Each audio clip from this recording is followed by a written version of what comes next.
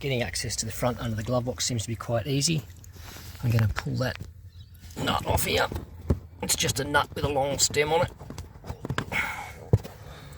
Take that nut off there and lift up this here. I've already clipped it off.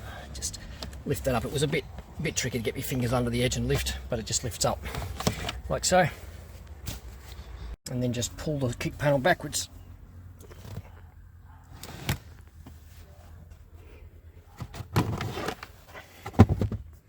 Then take this screw out of here.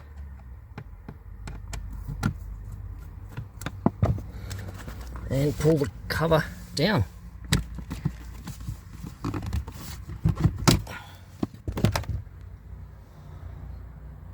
So I'm just quickly going to make myself the batteries in this thing have not really leaked, but there's a bit of rust in there. Anyway, I'm just going to quickly see if I can make myself a USB powered torch. It's a cheap torch I got from somewhere. It had 3 AAA batteries in it, which is 4.5 volts. So I'm going to plug it into 5 volts USB and see what happens. This is just a USB cable I pulled out of a box full of USB cables. Funny that. That I've just kept for future use. I'll see if it will work. I think I'm going to have to solder the wire in there, so solder the red down to that one there and the black where that spring is. So I'm figuring out which wires to plug it into because I can see an isolated negative connection, or the spring is the negative of the battery on the flat part of the battery. And some tweezers. Let me put the light on here. Okay, so you can see in there that terminal there is isolated from the others, so that's the negative. First battery will come down to here. It will pass through that connected plate there, come through the negative of this battery up here, pass through the positive there, across this connected plate to the negative of this battery, and back down here to this isolated pad down here. That's the positive end of the battery, which goes onto the little dick on the end. So positive on that pad there, negative on that pad there. 5 volts from USB should work. Okay, so I soldered the red wire to that positive terminal in there, and I soldered the black wire to the end of the spring on that negative terminal there. And now I'm going to go and plug it in and see if it goes.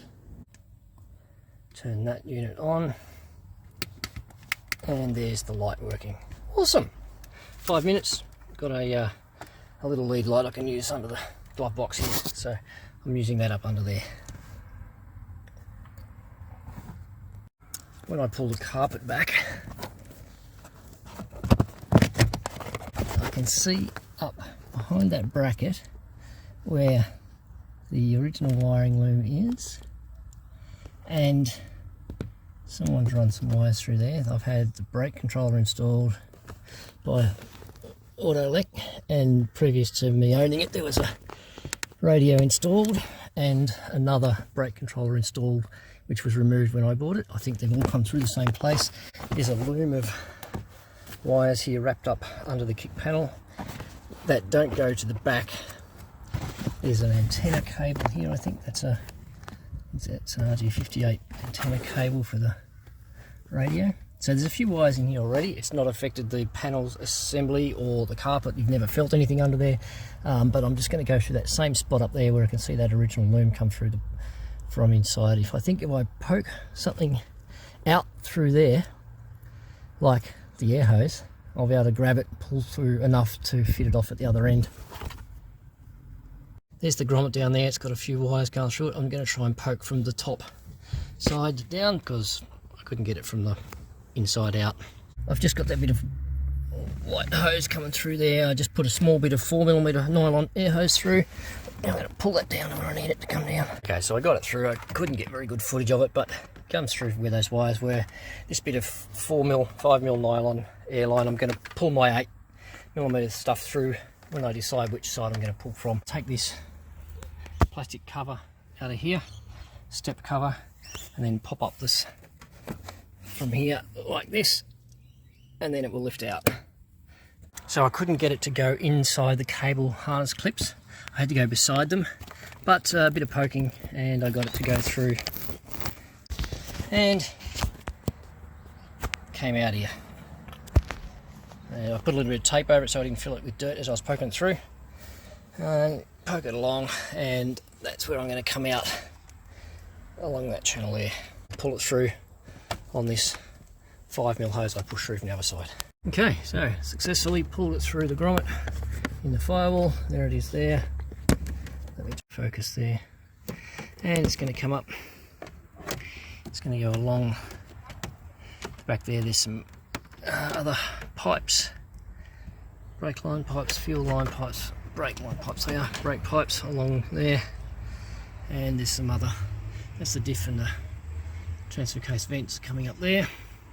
I'm just going to tuck it along with those, cable tie it to the pipes, go behind that, those air exhausts there for the breathers, go behind the top of the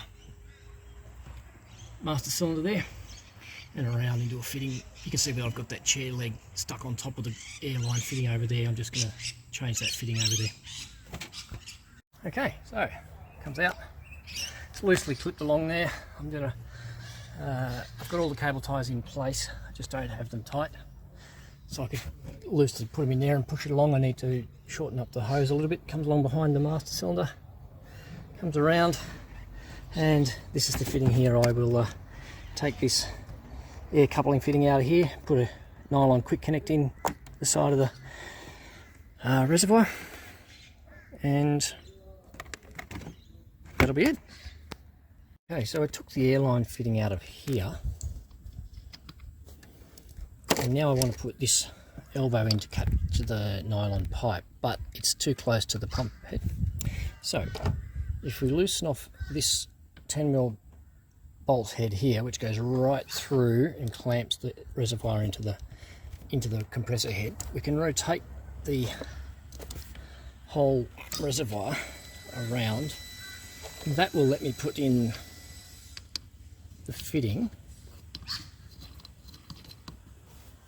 and then I will put that down to a position where the pipe can come straight down into the elbow like that.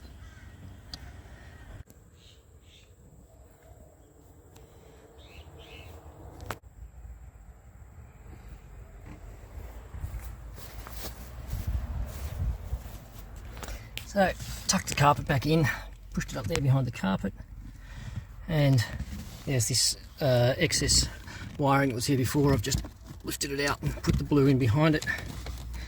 The kick panel goes on there okay, and crosses over here. I noticed there was a small crush point in this harness here. It didn't damage the harness, but it might have been a bit tight going for the blue 8mm air hose too. So I've pushed that crossover point right up into here, so it crosses over this harness right up over here, whereas this one here came over on top of the sort of, must be where part of this clips down on it, somewhere here pushing down on it. So push that up in there, plenty of room right along in here and up there through into the back seat area. That's the cover underneath the glove box, and I'll put this screw back in now and slide the kick cover in. Oh, hard to do with one hand. And that's it, installed. So I just gave this a bit of a clean up. Got any grit and dust and dirt out from underneath where the sill cover goes on, and it just goes straight on there like that, and then line up the little clips in there and push them into the holes.